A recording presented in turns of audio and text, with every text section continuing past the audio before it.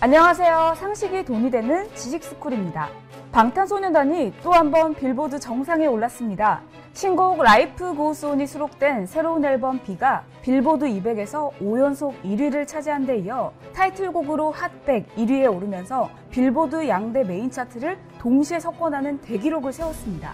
빌보드는 지난달 30일 BTS의 대관식을 축하한다고 전했는데요. 방탄소년단은 모두에게 큰 사랑과 관심을 받았던 다이너마이트 이후 정확히 3달 만에 1위에 올랐습니다. 이는 호주 그룹 비지스가 2개월 3주에 걸쳐 세 곡으로 핫100 1위에 오르는데 42년 만에 최단 기록입니다. 게다가 방탄소년단이 다이너마이트와 세비지 러브에 이어 이번 신곡까지 모두 3곡을 연달아 핫100 1위에 올려놨는데 이렇게 3곡 연속 1위 달성에 걸린 기간은 비틀즈의 2개월 3일 이후 가장 빠른 기록이기도 하죠. 그런데 여기서 주목해야 할 점이 있습니다. 바로 후렴을 제외한 대부분의 파트가 한국어로 되어 있다는 건데요. 다이너마이트는 영어 가사로 된 노래였고 세비지 러브는 한국어로 되어 있었지만 피처링으로 참여한 거라 다소 아쉬웠죠. 하지만 이번에는 정말 자랑스럽게도 온전히 한국어로 부른 곡이 사람들에게 인정받으며 빌보드 1위에 오른 것이기에 그 의미는 말로 설명할 수 없을 정도입니다. 빌보드 측에 따르면 비영어 곡이 핫100 1위를 한 것은 스페인어 곡인 데스파시토 이후 처음인데다가 동양권 언어로 된 노래가 싱글 차트 정상에 올랐다는 것 자체부터 빌보드 62년 역사상 처음이기 때문에 더 대단한 일이라고 합니다. 게다가 이번 방탄소년단의 빌보드 싱글 차트 1위는 기존의 비영어권 노래보다 더 대단한 의미가 있다고 하는데 과연 어떤 이유 때문에 그런 것인지 한번 알아보겠습니다. 영상 시작 전 좋아요와 구독 부탁드립니다. 미국은 비영어곡에 대해 부정적인 시선으로 보고 있습니다. 그럼에도 라이프 고우스 온이 1위를 한 것 자체부터 아주 의미가 큰데요. 게다가 기존의 비영어곡과 다르게 발매 첫 주차 만에 1위에 오른 것은 빌보드 역사상 처음이기에 굉장히 자랑스럽습니다. 방탄소년단의 라이프 고우스 온 전에 비영어곡 중 1위를 한 노래들은 2017년 16주간 핫100 1위를 차지하며 라틴팝 열풍을 불러일으킨 스페인어곡 데스파시토와 1996년 14주간 정상에 오른 마카레나, 1987년 멕시코계 미국인들이 결성한 밴드가 리메이크한 라밤바가 있습니다. 하지만 이 노래들 모두 발매한 그 첫 주부터 1위를 한 게 아니었죠. 게다가 앨범 판매량을 나타내는 빌보드 200 차트와 노래 한 곡에 대한 영향력을 나타내는 핫100 차트 동시에 1위에 진입한 경우는 미국 팝스타 테일러 스위프트와 방탄소년단 뿐입니다. 여기서 핫100 차트는 스트리밍 횟수와 음원 판매량, 라디오 방송 횟수 등을 집계해 곡의 대중적인 인기도를 보여줍니다.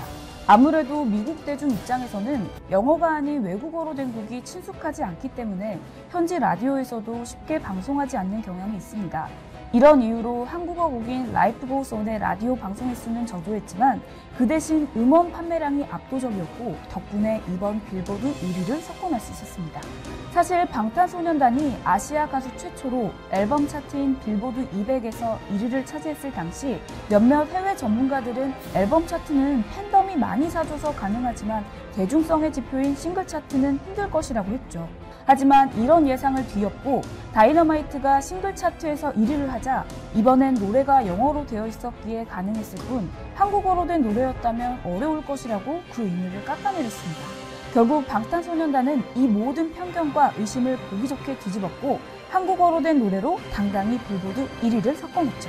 BTS 더 리뷰를 쓴 김영대 대중음악 평론가도 방탄소년단은 오랜 시간 동안 다양한 방식으로 그들의 업적을 의심받아 왔었다. 하지만 이를 차례로 극복하면서 주류로 거듭났다고 강조했습니다. 또 이번 라이프 고우스 온의 경우 기존의 화려한 퍼포먼스보다 따뜻한 위로를 택한 대범한 선택이었다며 덕분에 그들의 명성은 더욱 확고해졌다고 분석했습니다. 해외 언론도 찬사를 쏟아냈는데요. 시사 잡지 애틀랜틱은 BTS가 이렇게 빨리 한국어 노래로 1위를 할 줄 몰랐다며 사실상 라디오 방송도 없이 핫100 1위라는 불가능한 일을 해냈다고 말했습니다. 이어 미국 청취자들은 가사를 이해하지는 못하겠지만 보컬 하모니가 선사하는 따뜻함으로 어려웠던 한 해를 위로하는 곡임을 느낄 수 있을 것이라고 전했습니다. 경제 전문지 포브스는 BTS는 한국어 신곡으로 라디오 방송, 리믹스 앨범 발매, 번들 판매 등의 도움 없이 빌보드 1위로 데뷔하면서 인기에 대한 확실한 증거를 제공했다며 BTS가 모국어를 버리고 영어로 노래해야만 1위 곡을 낼 수 있다고 주장해온 이들에겐 질책이 될 것이라고 보도했습니다. 또 BTS는 인종차별과 외국인 혐오에 뿌리를 둔 낡은 관습의 서구 음악 산업을 뒤집어 엎었다. 다른 사람이 복제할 수 없는 역사적 업적을 이뤄냈다고 강조했습니다. 게다가 방탄소년단은 내년 1월에 열리는 제63회 그래미 어워드 베스트 팝 듀오 그룹 퍼포먼스 부문 후보에 올라 아시아 최초로 그래미 후보에 오르는 쾌거를 이루기까지 했죠. 정말 멋지지 않나요? 그 가수의 그 팬의 가수라는 말처럼 이렇게 전 세계가 극찬하는 방탄소년단이지만 도리어 이들은 팬들 덕분이라며 겸손과 팬사랑을 모두 갖췄습니다. 멤버 지민은 1일 트위터를 통해 1위도 너무 감사한데 탑3 안에 저희 곡이 2개라니 사랑해주시는 아미 여러분들 모두에게 진심으로 감사드린다며 앞으로 더 좋은 앨범을 들려드리기 위해 최선을 다하겠다고 전했죠. 그리고 방탄소년단 공식 트위터에도 핫 100에서 각각 1위와 3위를 차지한 라이프 고우스 온과 다이너마이트 역시 언제나 아미 여러분 덕분이라고 전해 수많은 방탄소년단 팬들을 감동시켰는데요. 그런데 이렇게 훈훈한 분위기가 연출되는 와중에 중국이 또다시 중국스러운 행동을 해 전 세계 아미들의 눈살을 찌푸리게 만들었습니다. BTS가 잘 나가는 것 자체를 의심하는 목소리를 넘어 중국은 말도 안 되는 논리로 쌩떼를 부리고 있는 겁니다. 지난달 15일 홍콩 사우스차이나 모닝포스트는 최근 중국의 한 대학 강의에서 한국의 현대 문화에 대한 내용으로 수업을 하고 있었는데 BTS와 관련된 내용이 나오자 대학 당국이 해당 부분을 삭제하라며 검열했다고 보도했죠. 중국 관영 매체가 지난달 자의적 기준으로 촉발한 BTS 수상소감 논란이 교육계까지 뻗친 겁니다. 게다가 더 큰 문제는 중국의 비상식적인 행동이 점점 더 과해지고 있다는 건데요. 중국 글로벌 타임즈는 최근 방탄소년단의 그래미 어워즈 입성과 빌보드 핫 100 차트 1위 등의 성과가 마치 중국 아미들의 돈 덕분이라고 주장하며 중국 내 팬덤을 향해 방탄소년단을 축하하지도 말라는 말 같지도 않은 소리를 내뱉었죠. 이런 상황에서 얼마 전 BTS가 그래미 어워즈 후보에 오른 것에 중국 아미들이 웨이보를 통해 축하 메시지와 함께 응원했는데 이런 모습에 중국 언론에서는 아미들이 비이성적으로 스타를 쫓는다고 비판하면서 방탄소년단의 논란 발언을 생각하라며 축하글을 올리지 말라는 취지의 말을 했습니다. 심지어 중국 아미들을 향해 방탄소년단이 다시 한번 중국의 존엄성을 훼손하고 2번 상처를 입히면 피해가 클 테니 발언을 할 때는 다시 한번 생각해봐라 하고 전하며 제발 중국의 자존심을 좀 지켜달라고 얘기해 전 세계 아미들을 분노케 만들었습니다. 이렇게 유치하게 구는 모습이 오히려 자신들의 자존감을 깎아내리는 것 같지 않나요? 중국의 이런 몰상식한 행동 때문에 일각에서는 이런 중국의 떼쓰기를 중단시킬 수 있는 방법으로는 방탄소년단이 한국어로 빌보드 1위를 한 데 이어 그래미까지 수상하는 것이라고 말하고 있습니다. 그래야 중국에서 감히 자신들 덕분이라는 망언을 못할 수 있기 때문인데요. 사실 최근 들어 중국은 BTS, 블랙핑크와 같은 한국의 K-팝 아티스트들이 타임지가 선정하는 올해의 인물 후보에 오르는 등 전 세계를 휩쓸자 상당히 배아파하며 질투하고 있었습니다. 중국은 중화 사상에 찌들어 자신들의 문화가 최고라는 망상을 가지고 있었는데요. 하지만 한국의 문화가 전 세계에 엄청난 힘을 보여주자 자신들의 망상이 와장창 깨져버려 비이상적 행동을 계속해서 보이고 있습니다.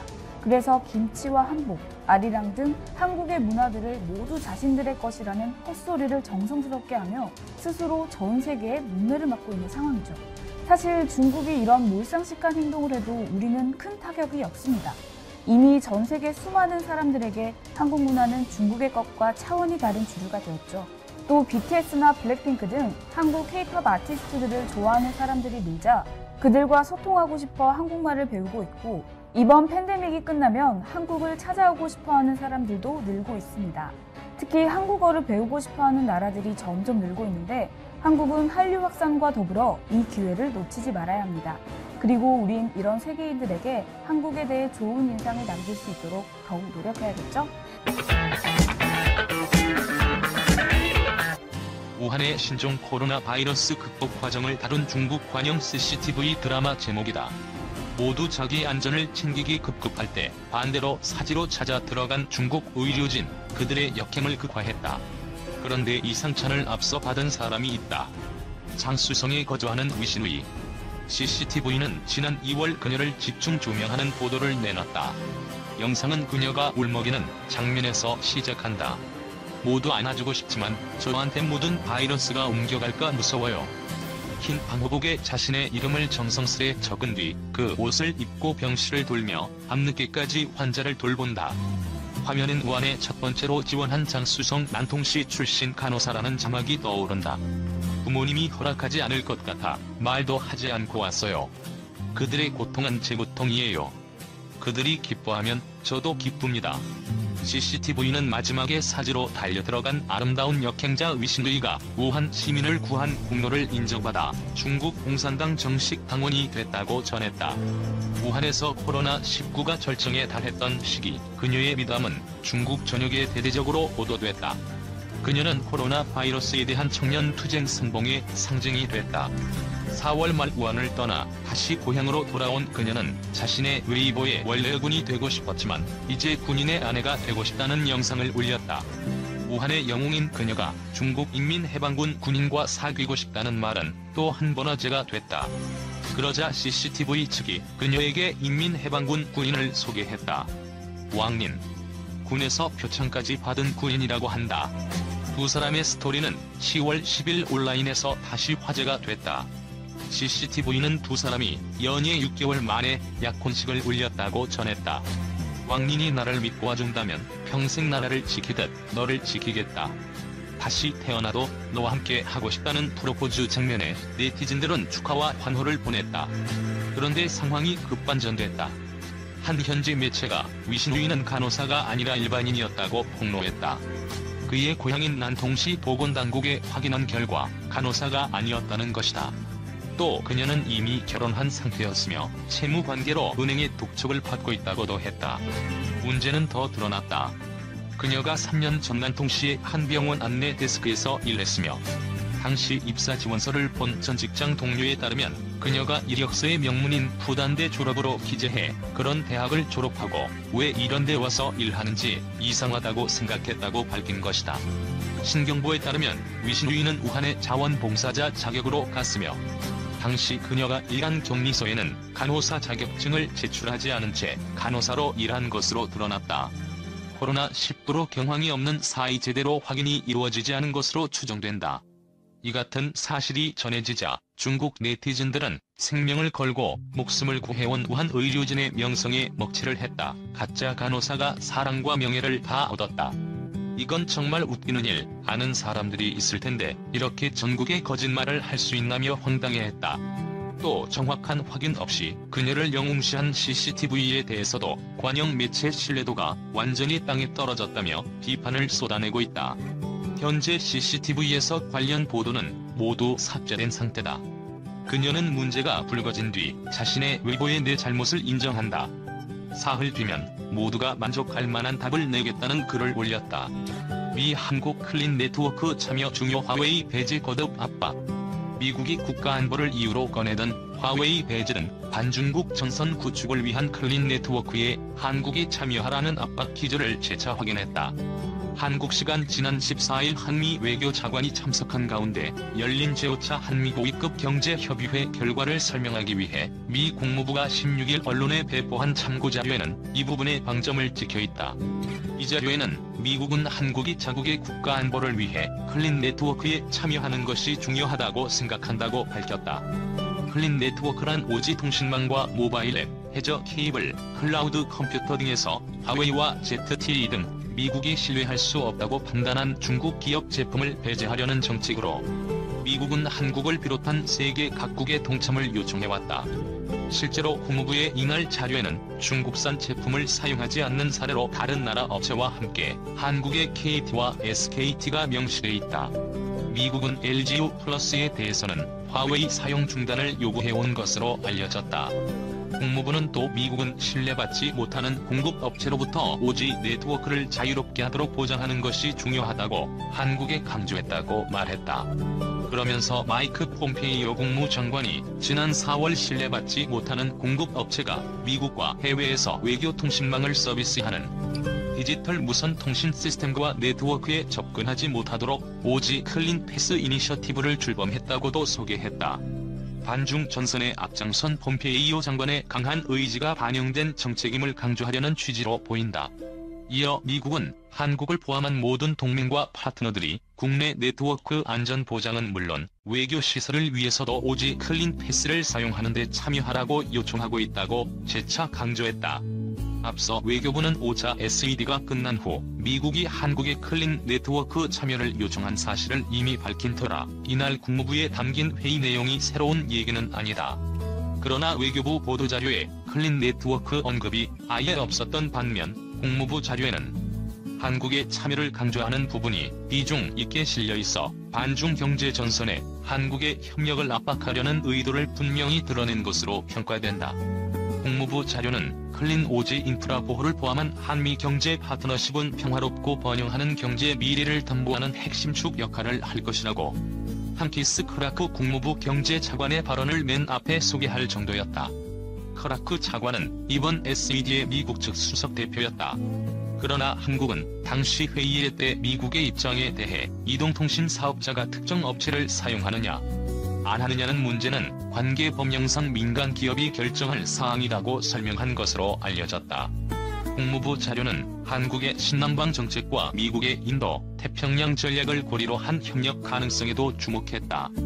신남방 정책은 아세안 국가와의 협력 강화를 목표로 한 것이고 인도, 태평양 전략은 미국이 중국 견제를 위해 안보, 경제적으로 중국 주변국과의 연대 및 협력을 강화하려는 것을 말한다. 국무부는 이 두 전략 모두 자유롭고 개방된 인도, 태평양이 세계 경제의 미래에 필수적임을 인식하고 있다고 평가했다. 자유롭고 개방된 인도, 태평양은 중국의 영내 팽창과 영향력 확대에 대항하기 위해